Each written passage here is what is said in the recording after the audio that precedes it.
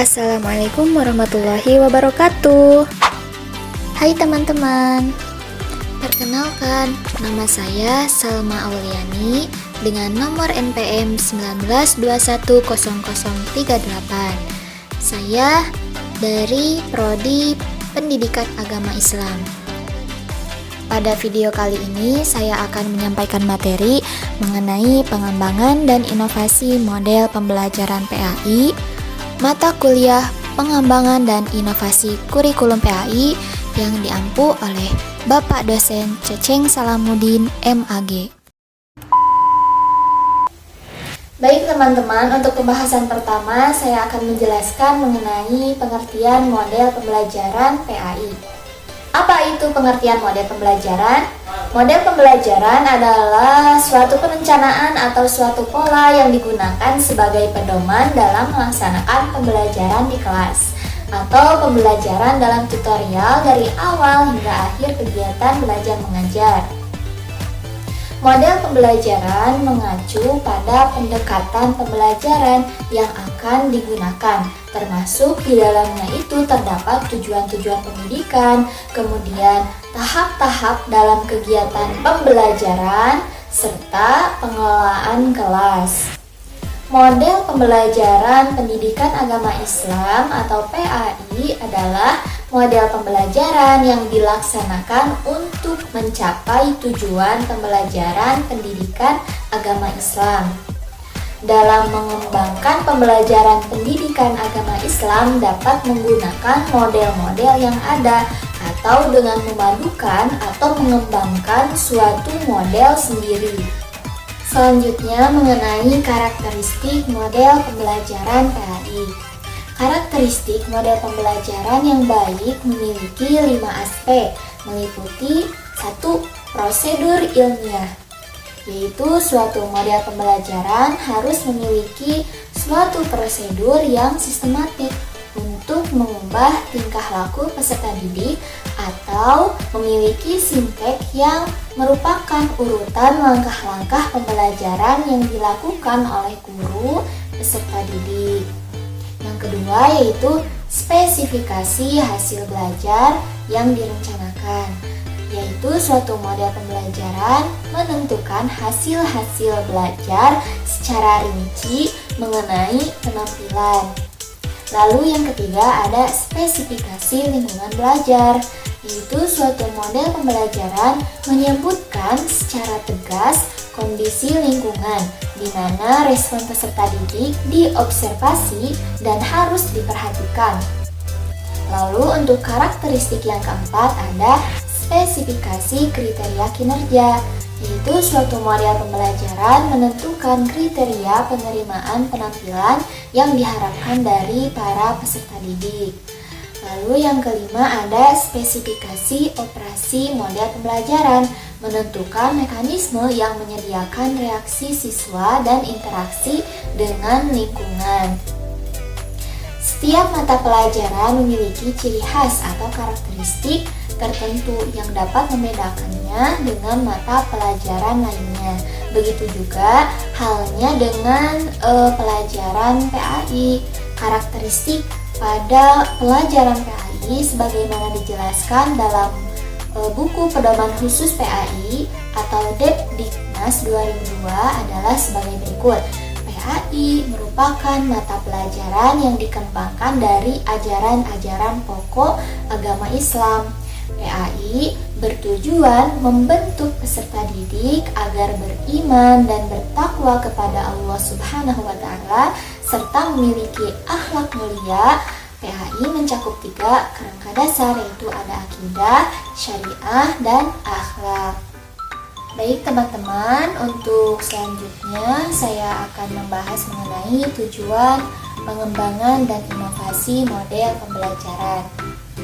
Pembelajaran pendidikan agama Islam bertujuan untuk meningkatkan pemahaman, keimanan, penghayatan, pengamalan peserta didik tentang agama Islam sehingga menjadi manusia muslim yang beriman dan bertakwa kepada Allah Subhanahu wa Ta'ala serta berakhlak mulia dalam kehidupan pribadi, bermasyarakat, berbangsa dan bernegara.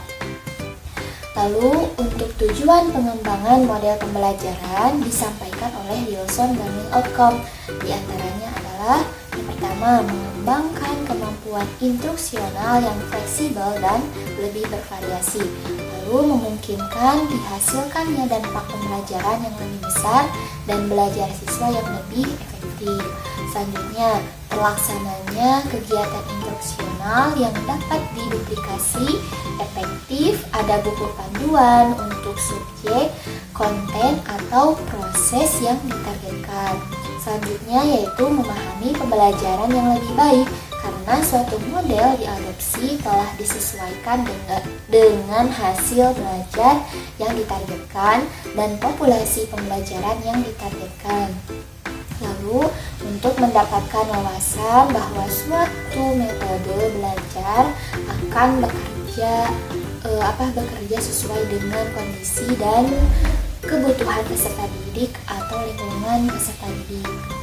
Selanjutnya mengenai strategi pengembangan dan inovasi model pembelajaran PAI.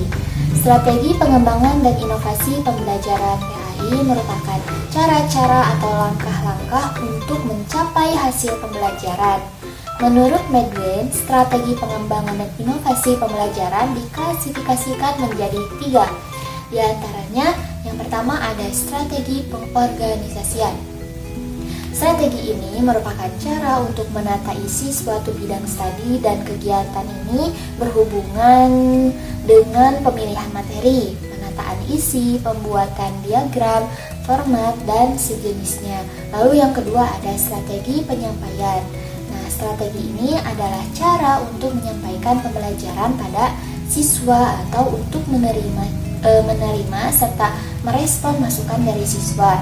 Dan untuk strategi yang ketiga ada strategi pengelolaan atau manajemen strategi.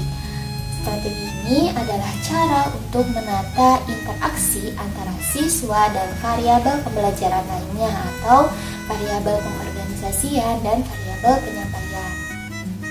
Sehingga dapat disimpulkan dari penjelasan tadi ya bahwa dapat dipahami strategi pembelajaran dan inovasi model pembelajaran adalah langkah-langkah atau cara-cara seorang tenaga pendidik atau guru dalam menjalankan tugasnya sebagai seorang guru untuk menjadikan murid yang diajarnya dapat menerima penjelasan dengan baik, sehingga murid dapat memahami maksud dan tujuan dari mata pelajaran atau ilmu yang disampaikan oleh guru dengan hasil yang maksimal. Oleh karena itu, guru sebagai orang yang bertanggung jawab penuh terhadap generasi penerus bangsa yang produktif, guru harus memiliki strategi pembelajaran yang tepat dalam proses pembelajaran mengajarnya, sehingga peserta didik itu dapat menyerap ilmu pengetahuan dengan baik. Baik teman-teman, selanjutnya yaitu langkah-langkah pengembangan dan inovasi model pembelajaran PAI. Secara rinci, tahap pengembangan dan inovasi model pembelajaran dapat dijelaskan sebagai berikut. Yang pertama, mengidentifikasi kebutuhan instruksional dan menulis tujuan instruksional. Lalu langkah yang kedua, melakukan analisis instruksional. Analisis instruksional adalah proses menjabarkan perilaku umum menjadi perilaku khusus yang tersusun secara logis dan sistematis. Kegiatan tersebut dilakukan untuk mengidentifikasi perilaku-perilaku khusus yang dapat menggambarkan perilaku umum secara terperinci. Lalu yang ketiga ada mengidentifikasi perilaku dan karakteristik siswa. Yang keempat, menulis tujuan instruksional khusus. Yang kelima, menulis tes acuan patokan. Nah, untuk tes acuan patokan ini yaitu untuk mengukur tingkat penguasaan setiap siswa terhadap perilaku yang tercantum dalam TIK. Nah, untuk langkah yang keenam yaitu menyusun strategi instruksional, dan langkah ketujuh yaitu mengembangkan bahan instruksional. Yang kedelapan, mendesain dan melaksanakan evaluasi formatif.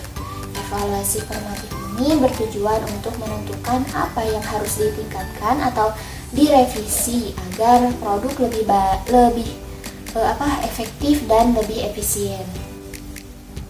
Baik teman-teman, untuk materi terakhir yang akan saya sampaikan mengenai contoh-contoh hasil pengembangan dan inovasi model pembelajaran PAI dalam pendidikan era asosiatif. Contoh yang pertama yaitu Project Based Learning. Proyek ini merupakan pendekatan pengajaran yang dibangun di atas kegiatan pembelajaran dan tugas nyata yang memberikan tantangan bagi peserta didik yang terkait dengan kehidupan sehari-hari untuk dipecahkan secara berkelompok. Contoh yang kedua yaitu dari metode.